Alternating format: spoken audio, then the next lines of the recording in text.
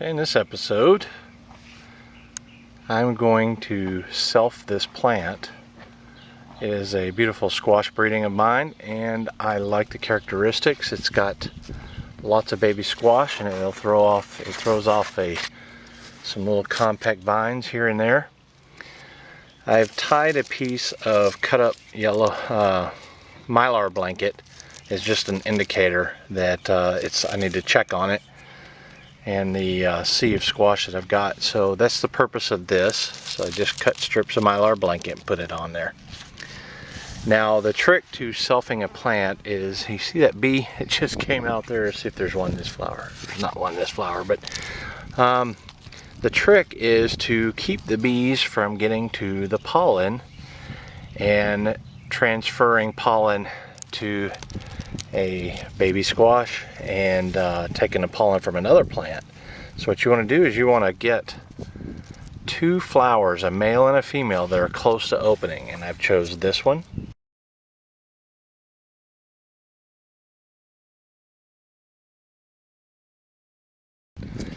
And you can see up here I've already bagged this one. This is a baby squash with a flower that should open the next day or two. And let me show you how I did this. All I do is I just take one of these bags, and up in the information top right corner, if you click on that, it'll take you to the link of how I made these bags. But you just slide it over, simple as that. I'm doing it with one hand. Then you bend it over, and then you clip it, which I will do, and I can't do it with one hand. But anyway, that's all there is to it. That'll keep the bees or other pollinators out. And then when they both open, I'll bring you back and show you how I pollinate them. Okay, here we are the next morning at roughly 10 o'clock. You can see the male flower here has opened up, but it's constrained by the bag. And if you look over here, it's the same for the baby female flower as well.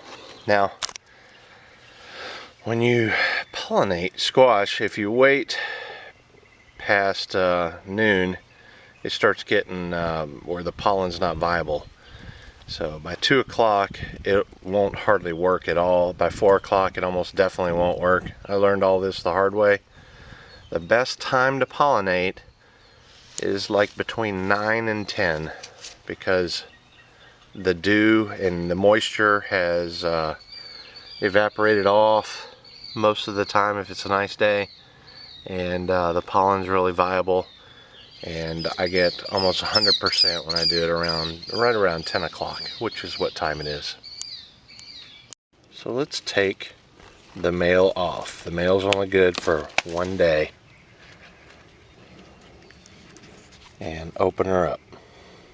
Now if you look down in there, you can see the pollen stuck to that male.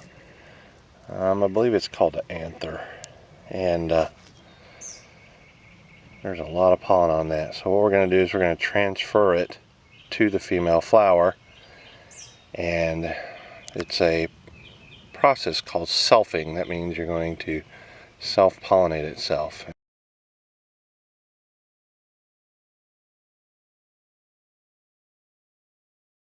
So I've moved around the plant over to the female flower. Female flower again is the one with the little squash on it. We're going to take the bag off of it very gently, because we don't want to break the little baby squash.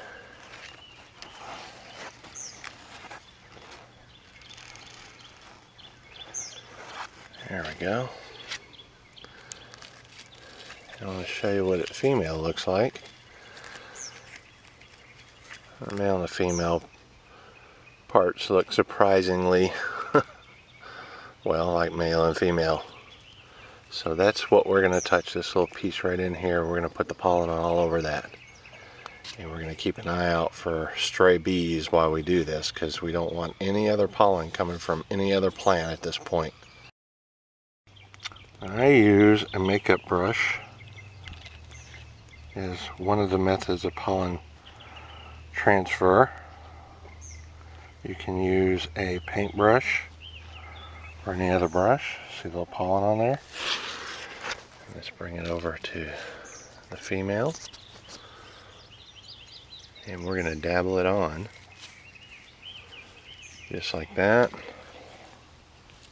Come back over here and get some more.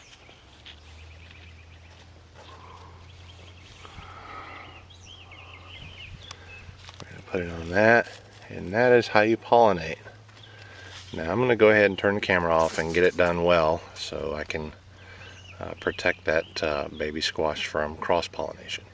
I'll show you one other way that's popular, and that is to pull the petals off, or the flower petals off all the way around, showing just the stamen, and simply rubbing it on there with all the pollen that's on it, like that. I don't do that because it feels really naughty, and I feel like I'm doing something I shouldn't be doing with Mother Nature, and no, that's not the reason. I don't do it because a lot of times the pollen has already dropped onto the inside of the flower petals, and you can get a lot more pollen that way. So I do it the way I showed you. Get away, bee. Did you see that bee come in? Anyway, this is Brent. We'll see you later. One last thing you want to do is you want to put the net, the flower bag, the pollinating bag, back over the flower, and that is so the bee can't carry additional pollen from another plant and potentially contaminate what you're trying to do by selfing the plant or keeping the seed for the next generation. That's the purpose of all this.